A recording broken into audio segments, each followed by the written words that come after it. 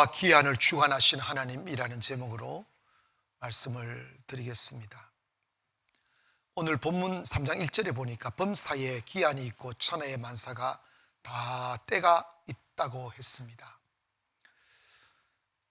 인생을 이렇게 구분을 하면 유아기도 있고 청소년기도 있고 청년의 때도 있고 중년, 노년기 이렇게 좀 구분을 할 수 있어요. 그런데 워낙 우리나라 사회 구조가 치열한 경쟁 사회다 보니까 좋은 직장 들어가고 성공하기 위해서 정말 학생 때는 학교 들어가기도 그렇게 왜 힘든지 모르겠어요. 시험 치고 경쟁하고 열심히 공부하고 정말 그 고뇌의 시간들을 참 많이 보냅니다. 어린 시절부터 이 경쟁에서 낙오되지 않기 위해서 얼마나 애쓰고 땀 흘리고 극기하는지 몰라요. 근데 살다 보면 나중에 이렇게 딱 깨달아진 게 하나 있어요. 인생이 내 마음대로 되는 게 단 하나도 없구나. 행복을 향하여 달려가는데 불행이 기다리고 있고 허리띠 졸라매고 성공할 것이라고 큰소리치며 세상을 향하여 뛰어들었는데 한 몇 년 돌고 돌아서 실패의 자리에 주저앉아 빚더미에서 통곡하는 사람들도 많이 있습니다. 30대가 내가 아직 나이가 덜 먹어서 이렇게 삶이 어려울까, 40이 되면 편안해지겠지 꿈꾸며 30대의 그 고달픔을 참아냅니다. 40대여 보세요. 짐이 더 많아요. 다른 사람들은 다 날아오르는 듯 하는데 자기만 앉아있는 것 같고 주저앉은 것 같고 불안해지고 두려워지고 아직도 내 살아야 될 삶이 많이 남았는데 나 어떻게 살아가지 하는 막연한 근심이 마음을 탁 사로잡아요.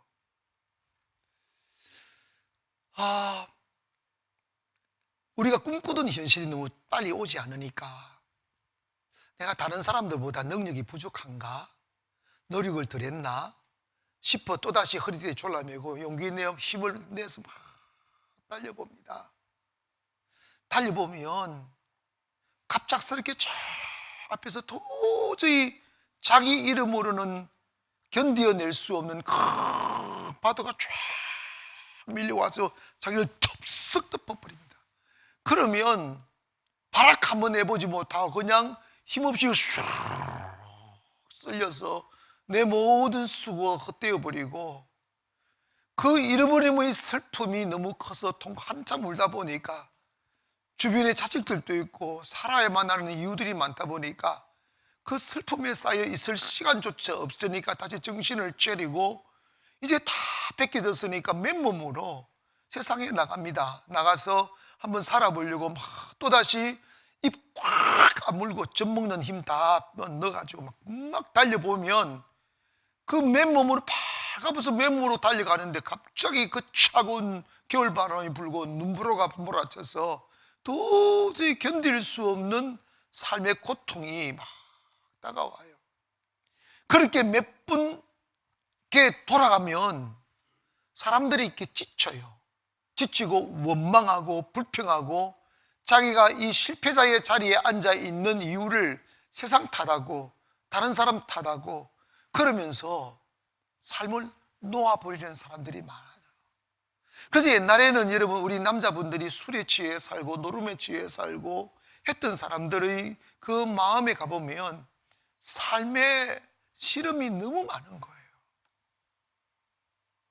그래서 한참 취해서 술김에 중얼거리는 소리를 들어보면 눈물 뚝뚝 흘리면서 나도 한때 잘 살고 싶었다고, 나도 한때 사람답게 살아보고 싶었다고, 나도 한때 내 자식들 잘 먹이고 잘 입히고 행복한 가정 꾸미는 걸 소원했다고. 근데 인생 살아보니까 내 마음대로 안 되더라는 거예요. 살려 하면 할수록 고달프고 꿈을 가지면 꿈을 가질수록 슬프더라는 거예요. 왜냐? 세상이 너무 각박하고, 그리고 세상에 너무 경쟁이 심해서 나 같은 사람은 생존할 자신이 없다는 거예요. 그래서 이름 모를 세월 앞에 자신의 인생을 내맡긴 채 그냥 바위 위에 떠다니는 부유물처럼 운명에다가 자신을 맡기고, 슬프면 슬픈 대로 흔들리고, 아프면 아픈 대로 흔들리며, 우연의 이름 앞에 언젠가 나에게도 좋은 날이 오겠지 하는 그 어두운 희망에 인생을 맡겨놓은 채 힘없이 살아가는 사람들이 참 많습니다. 그런데 성경에는 인생의 때가 하나님이 주관하신다는 거예요. 울 때가 있고 웃을 때가 있고 날 때가 있고 태어날 때도 있다는 거예요. 여러분, 사람들이 살아가면서 내일을 내가 주관하는 것 같고 미래를 내가 주관하는 것 같아도 아니에요. 절대로 여러분의 인생 여러분을 주관할 수가 없어요. 행복도 불행도 하나님이 주관하셔요. 때문에 우리 욕망의 시간표에 맞춰서 달려가고 내 조급한 시간표에 맞춰서 인생을 살 것이 아니라 하나님의 시간표에 맞추어서 인생을 사는 사람이 성공합니다. 하나님이 일으키시면 진흙들미에서도 일어날 수 있어요. 하나님이 무너뜨리시면 왕궁에서도 무너집니다. 때문에 여러분의 인생을 막 오늘 하루에 내가 예상치 않는 햇살이 비친다고 낙심하거나 절망하지 말고, 다 하나님의 때가 있어. 나는 하나님의 시간표에 맞추어 사는 사람이야. 내 인생 하나님이 주관하신다 생각하시며, 반복되는 코로나의 이 어두운 삶에도 지치지 마시고 이 시간들을 통하여 이루실 하나님의 뜻을 이루어가며, 이 시간일수록 우리는 더 믿음을 가져야 돼요. 여러분, 세상 사람들은 자연의 법칙을 따라 살아가지만 예수 믿는 사람은 하나님의 법칙에 맞추어 사는 거죠. 이걸 세상 사람이 이성을 쫓아 살지만 우리는 믿음을 쫓아 사는 것입니다. 믿음은 현실적 가능성이 떨어질수록 더 성공 확률이 가까이 와 있는 거예요. 아브라함이 점점 나이를 더 먹어야 돼요. 사라의 태가 점점 더 죽어버려야 돼요. 그래야 하나님이 일하신다고. 왜요? 아름다운 결과 앞에서 내가 애써 네가 애써가 아니라 하나님이 하셨습니다. 하나님이 살아계십니다. 이 말씀 하시기 위하여 우리의 가능성이 점점 더 희박해져 갈수록 하나님의 시작은 가까워오며, 성공 확률이 떨어지면 떨어질수록 영적 세계는 확실히 성공 확률이 높아지는 거예요. 할렐루야. 지내놓고 보니까 저도 정말 빨리 성공하고 싶었어요. 빨리 배부르고 싶었고요. 빨리 내가 하고 싶은 일 하면 살고 싶었더랬습니다. 근데 여러분, 살다 보니까 인생은 내 시간표에 맞춰 사라지지 않더라고. 하나님의 시간표 맞춰 살기를 바랍니다. 그래서 여러분, 어떤 얼굴이 세상에 올지라도 감사하시고 그 시간에 이루어야 될 일만 이루시기를 원하고, 먼저는 인생에게는 결코 영광부터 찾아오지 아니하고 고난의 때가 있어요. 따라합시다. 인생에게는 고난의 때가 있다. 다시 한번 시작. 사울 왕은 갑자기 왕이 됐어요. 그러다 당시로서는 그냥 한 개인으로서는 하나님 경외했고 믿음 좋았고 마음에 들이가 하나님 왕으로 세웠어요. 근데 왕이 수업을 안 한 거죠. 안 하고 그냥 갑자기 왕이 되니까, 갑자기 자기에게 권력이 주어지고 부와 힘이 주어지니까 자기 경영을 못하는 거예요. 결국은 교만해지고 권력욕에 탐욕이 빠져서 결국은 하나님 배신하고 자기 가문 다 죽잖아. 자기도 죽고. 그러나 다윗은 목동이었음에도 불구하고 사울왕 살아있는 동안 다윗을 얼마나 괴롭혔던지, 다윗은 정말 죽을 일들 너무나 많이 경험했어요.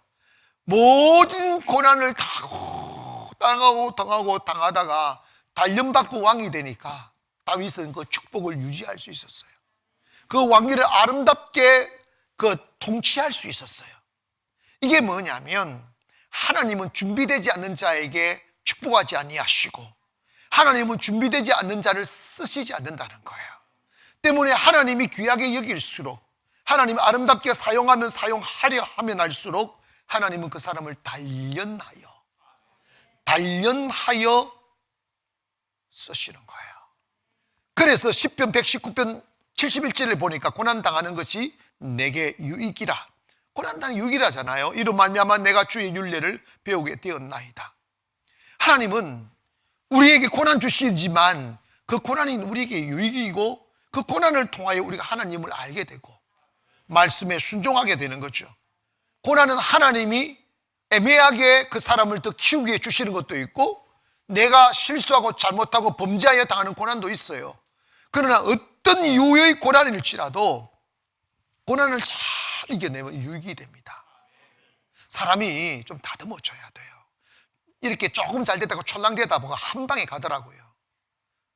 한 방에 가요. 잘 될수록 중화하고 겸손하고 항상 주님 앞에 중심을 지키며 가야 되고 내 주인은 하나님이시며 내가 가진 모든 건 내게 아니라 여러분 이게 근데 단련이 안 되면요 다 자기가 자기 인생 살고 싶어요. 고집대로 살아요. 욕심대로 살고 자랑하며 살고 싶고 인생의 존재 목적이 하나님 영광인데 자기 영광 받으려고 그러고 그러다 보니까 하나님한테 한 방 먹히는 거죠. 한 방에 갑니다. 사울왕 보세요. 하나님이 딱 치시니까 그날로 가잖아요. 여러분 있잖아요. 이제 이게 중요해요. 저도 고난 많이 당해봤고 여러분도 고난 당하고 계시고 또 어쩌면 또 고난 당해야 될지도 모르죠. 근데 이제 고난을 슬프게만 받으면 안 돼요. 절대로 고난 없이 살아면 안 됩니다. 아시겠어요?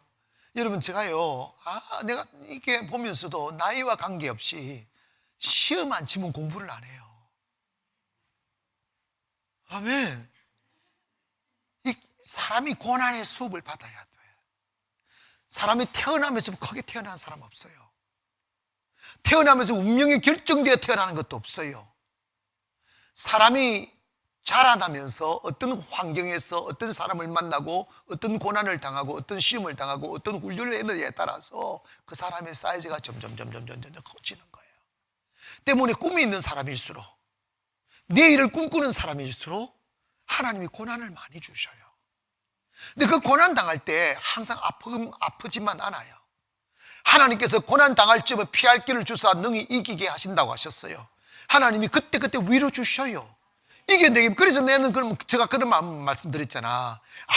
아무리 삶이 힘들어도 마음만 꺾이지 않으면 이겨낸다고. 그 어떤 불같은 시험 앞에 있을지라도 기도하고 있는 난 망하지 않는다고. 그런데 고난이 유익이 되는 사람이 있고 고난이 인생을 망치는 사람이 있어요. 실패가 mother of success라고 하잖아. 성공의 어머니라고 그랬잖아.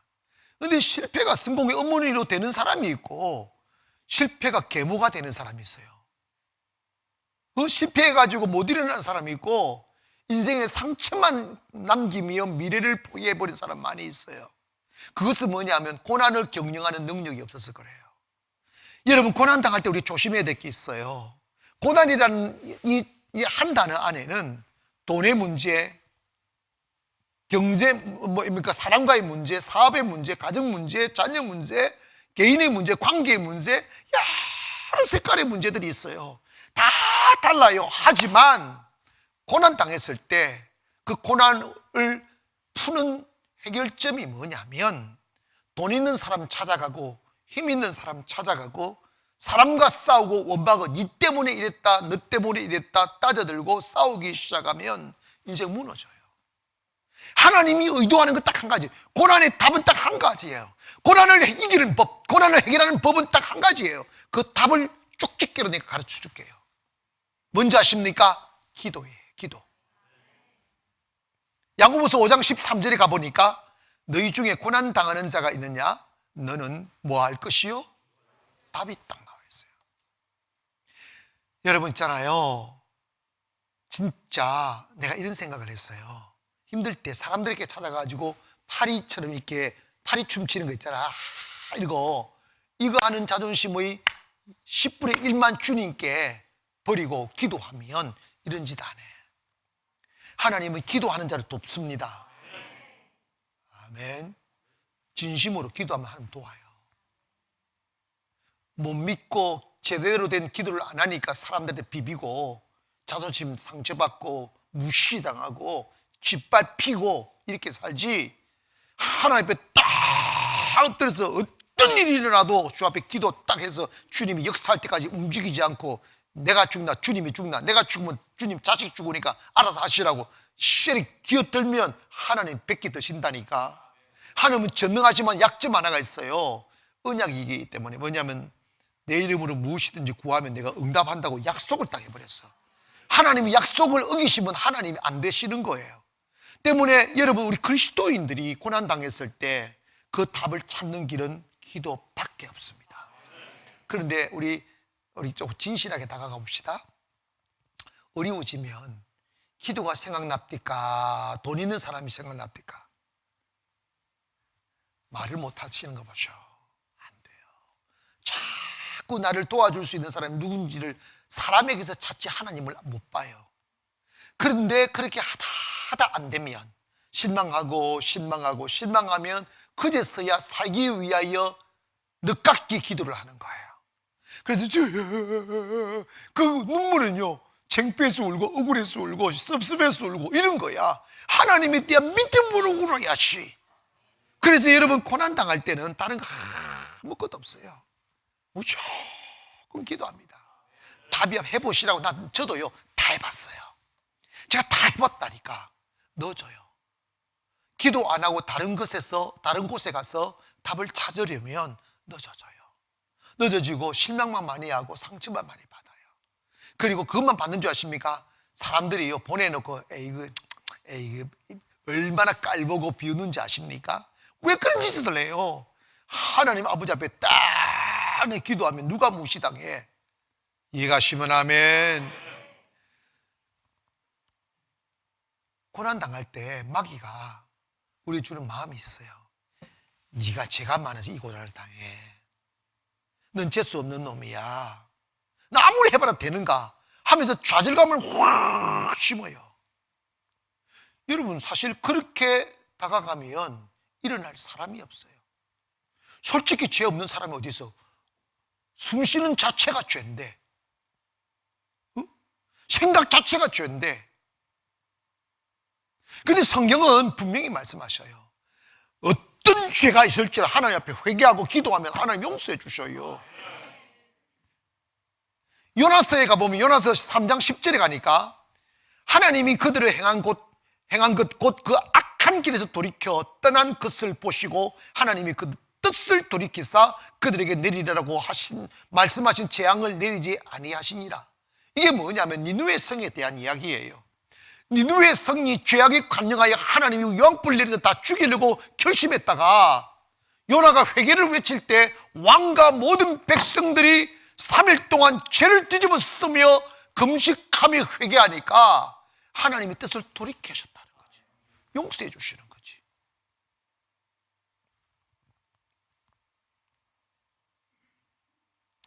이사야 1장 18절 가보니까 여호와께서 말씀하시되 오라 우리가 서로 변론하자. 너희 죄가 주홍 같을지라도 눈과 같이 희어질 것이요 진홍 같이 붉을지라도 양털같이 되리라고 하셨어요. 이게 무슨 말이에요? 여러분, 우리가 주홍, 진홍 이런 거는 불꽃 이게 사라지지 않는 흔적들 같은 죄의 흔적들이 있을지라도 하나님 앞에 나와 기도하고 회개하면 눈같이 희게 해주시고 양털같이 희게 해주신다는 약속이에요. 때문에 하나님의 의도에 의하여 연단을 받든지 여러분의 잘못과 죄악으로 인해 고난을 당할지라도 기도하면 무조건 해결됩니다. 아멘 합시다. 따라합시다. 기도하면 무조건 해결된다. 아쉬운 것은 저도 그랬고 목회하면서 어떤 모습을 많이 보느냐 하면 고난이 딱 오면 무조건 딱 엎드리는 습관만 가지면 인생 힘들지 않아요. 그런데 거의 100%가 뺑뺑이 돌아요. 뺑뺑 돌다가 안 되니까 주님께 오지 처음부터 엎드리는 사람이 거의 없더라고요. 기회는 깨닫는 것입니다.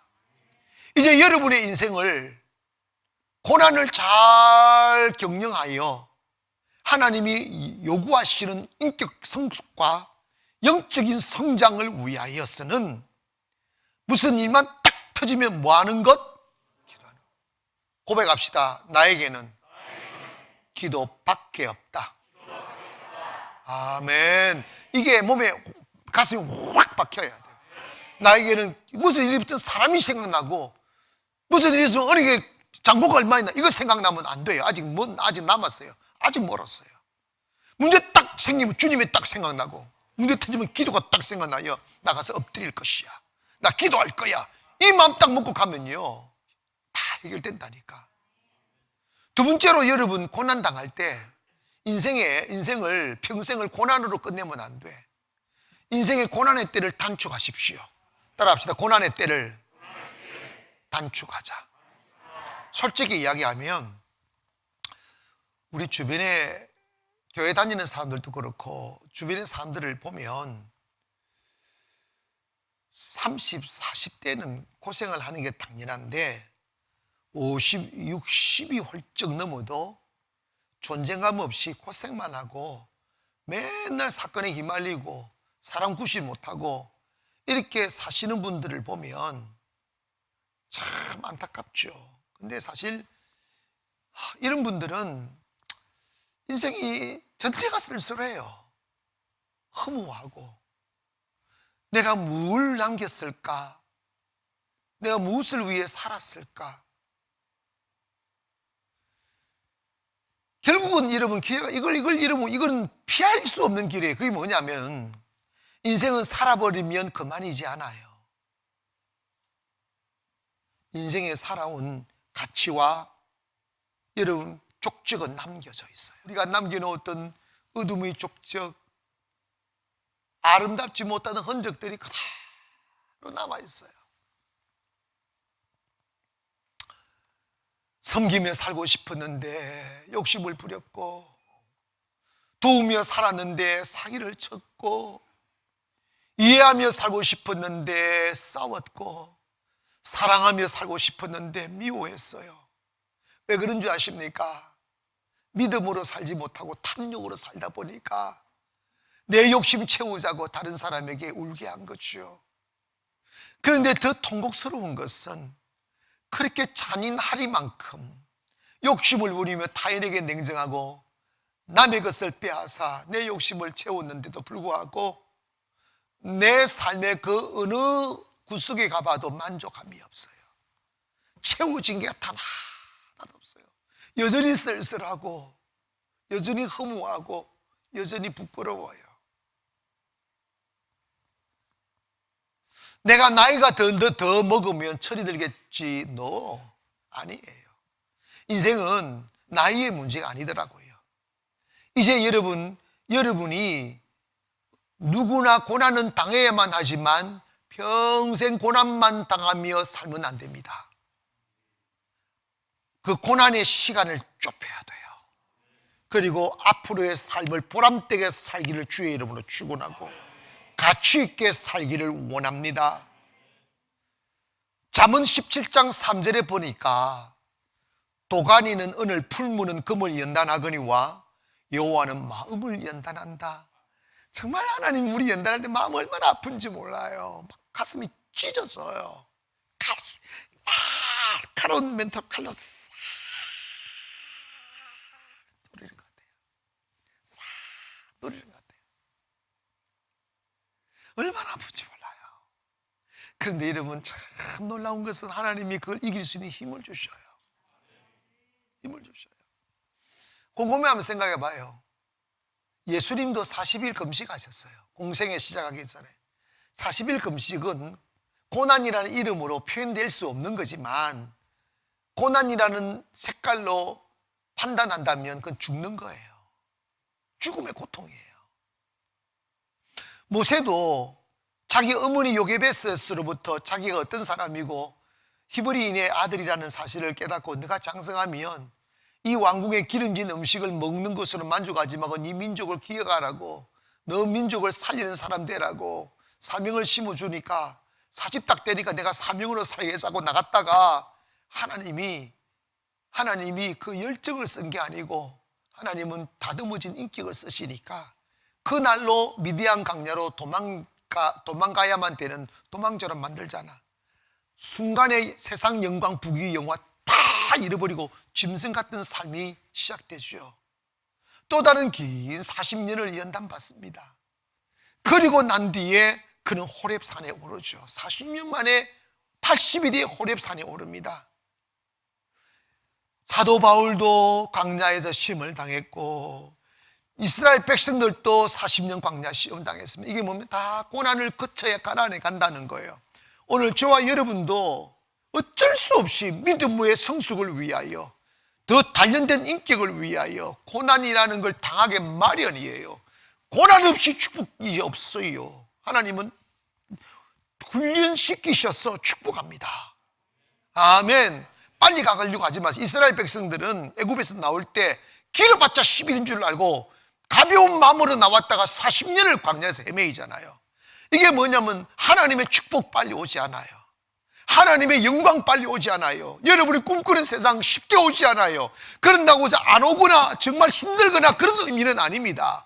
여러분, 고난을 잘 이겨도 인격이 연마되고 갖추어지면 하나님은 축복한다 이 말입니다. 때문에 여러분, 평생 고난만 당하지 말고 고난을 빨리 극복하기를 원합니다. 그 고난의 목적이 뭡니까? 어떻게 하면 하나님이 고난을 주셔서 우리에게 얻고자 하는 뜻이 뭐냐면 딱 한 가지, 순종하는 사람. 뭐 하는 사람?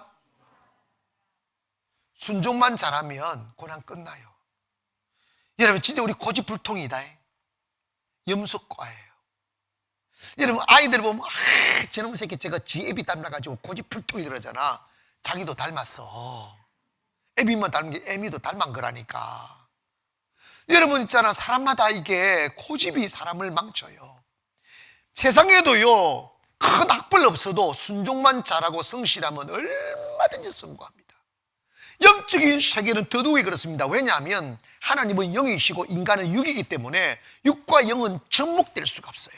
이성과 믿음은 같이 갈 수 없어요.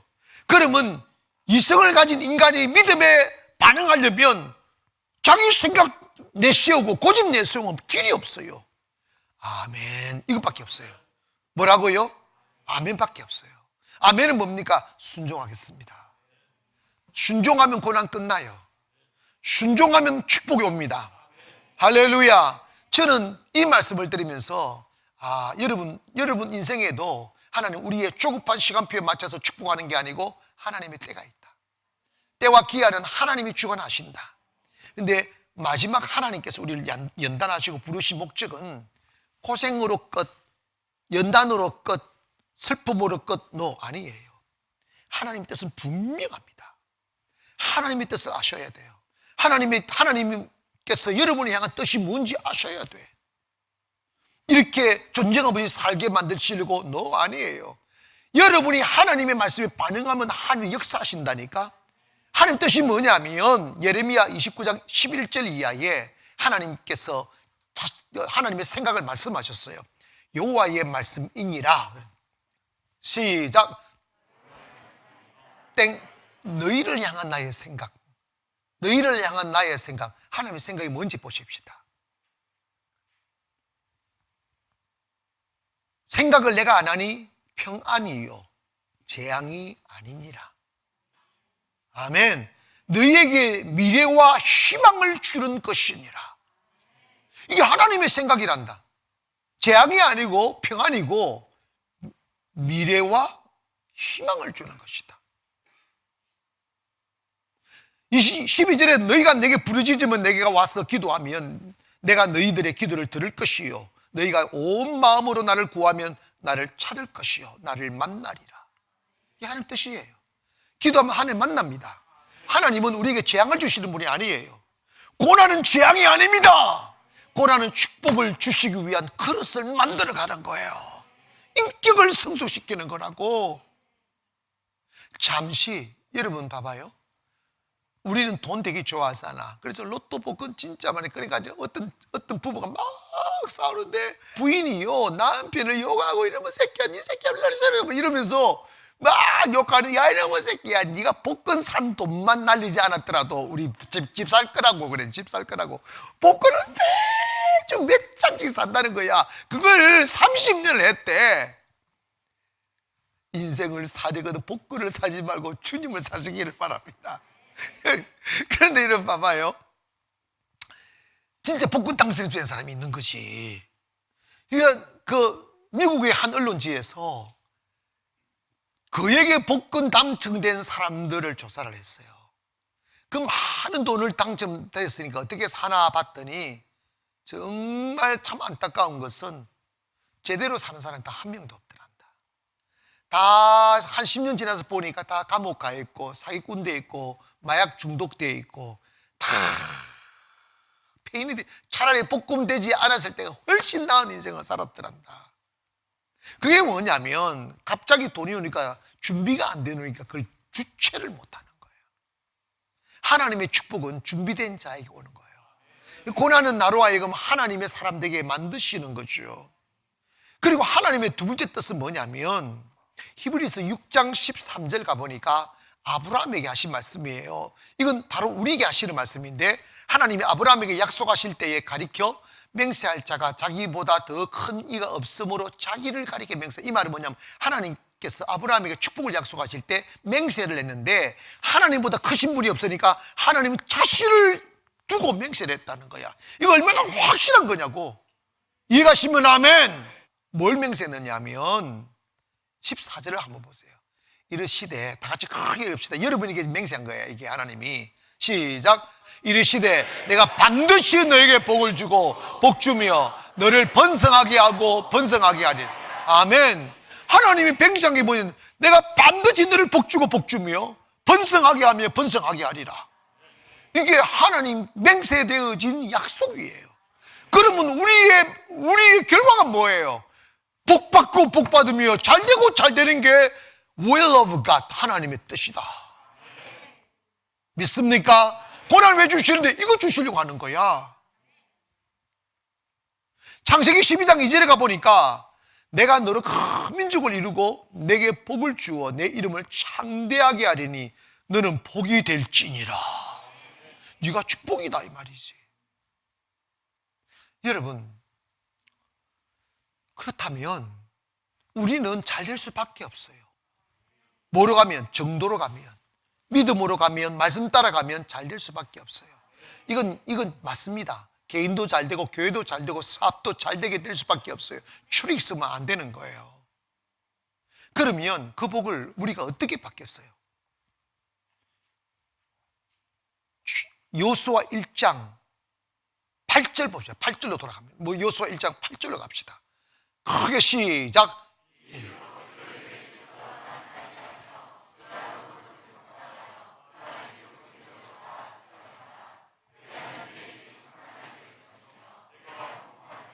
여기에 평탄, 형통 두 단어가 있어요. 이게 목적이에요.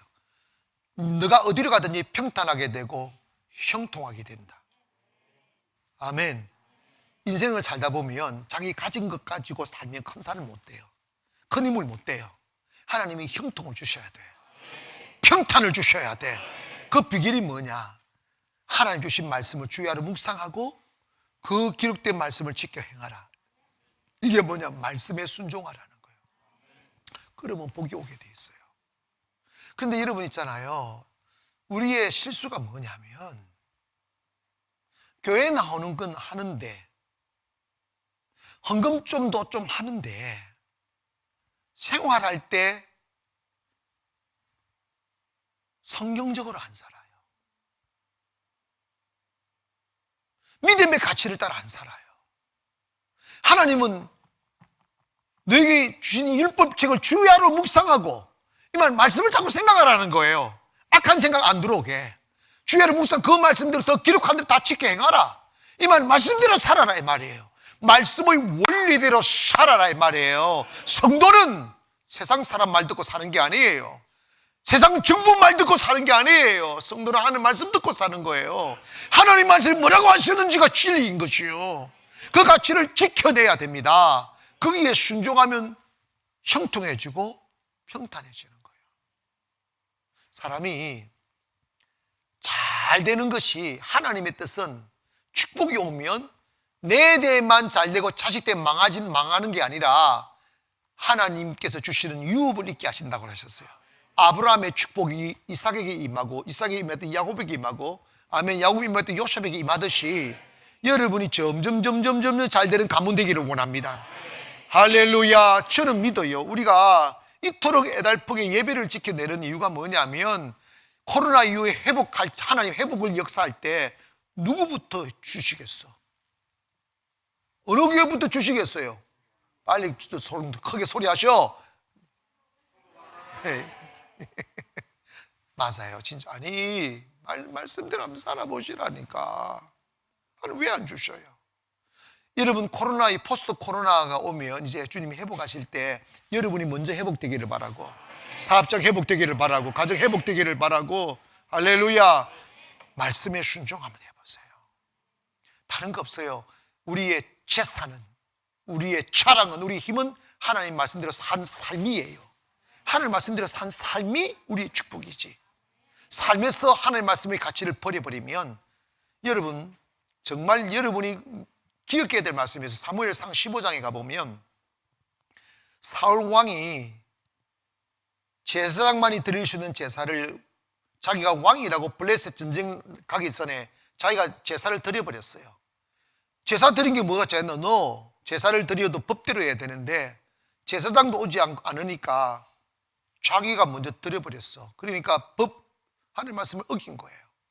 그러니까 사무엘이 사울왕한테 이런 이야기 했어요. 왕이시여, 왕께서 하나님의 말씀을 버렸으므로 하나님도 당신을 버려 왕이 되지 못하게 하셨나이다. 그 한마디에 사울의 왕권이 추락하기 시작합니다. 정신병 들어오고 죽고 사울 왕가가 멸문지하 당해버려요. 이건 뭘 의미하느냐? 성도의 힘은 하나님의 말씀을 지킨 게 힘이에요. 하나님의 말씀대로 사는 그 삶이 축복이에요. 오늘 여러분, 우연이라는 이름에 쓸쓸한 인생을 맡기지 마시고, 아직도 여전히 고난 중에 있거나, 아직도 시작도 못한 사람이거나, 아니면 내가 꿈꾸는 세상에 너무 멀리 있다고 느껴질지라도 가장 빠른 길, 지름길은 오늘 내가 하나님의 말씀대로 사는 거예요. 오늘 내가 순종하는 거예요. 오늘도 하나님의 말씀의 가치대로 살아가지고 방향 전환하는 거예요. 그러면 그것이 바로 여러분의 축복의 시작이 되는 거예요. 건강이 오고 행복이 오고 축복이 오는데, 그 하나님 축복이 주신 축복은 대대로 기업이 되는 축복이에요. 사라지지 않습니다. 부모가 바라는 게 뭐겠어요? 자식 잘 되는 거잖아. 아멘. 자식 잘 되는 거잖아. 그러기 위해서는 여러분이 축복의 유산을 가져야 돼. 자식들은 축복의 유산을 남겨야 돼. 그럼 자식들에게 부모가 남길 수 있는 최고의 축복은 하나님의 말씀에 순종해 준 삶이 재산이야. 하나님 말씀에 순종해 준 삶이 축복이라고. 그것이 당당한 기업이라 말이에요. 그러므로 분명히 지금까지 주신 하나님의 은혜가 있고 축복이 있을지라도 금방 까먹지 말고 더 겸손하고 더 순종하여 하나님 축복이 파도치기를 바랍니다. 여기서 기적이 일어나고 저기서 기적이 일어나고 막 축복이 쏟아지는 역사가 일어나고, 그 축복을 자식에게 유업을 주고 손주한테 유업을 주어서 하나님이 함께하는 명문 가문으로 일어나는 저와 여러분 되기를 주의 이름으로 축원합니다. 기도하겠습니다. 거룩하신 아버지 하나님,